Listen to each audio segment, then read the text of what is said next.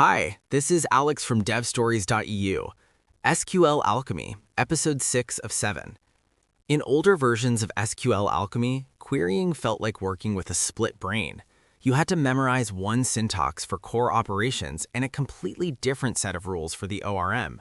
Every time you wrote a query, you had to stop and ask yourself if you were fetching raw rows or mapped objects. Version 2.0 erased that line with the modern select construct. The concept is straightforward. There is now a single unified function called select. You pass the entity you want to query directly into it. If you have an ORM class named user, you pass the user class to the select function. This creates a select object representing a query against the underlying user table. This select object is generative. Calling the select function does not execute anything against the database.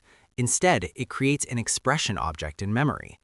When you call a method on this object to add conditions, it returns a fresh select object with those new conditions applied. This allows you to build complex queries dynamically, step by step, passing the object around your application before ever talking to the database.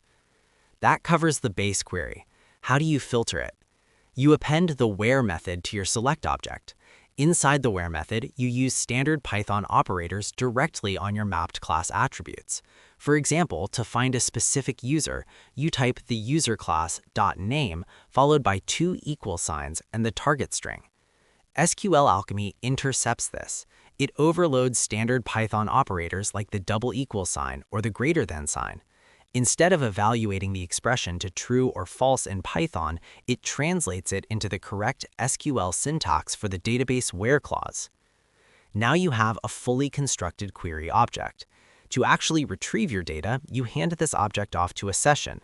You can pass it to the standard execute method on the session, but that returns a result object where every row is essentially a tuple.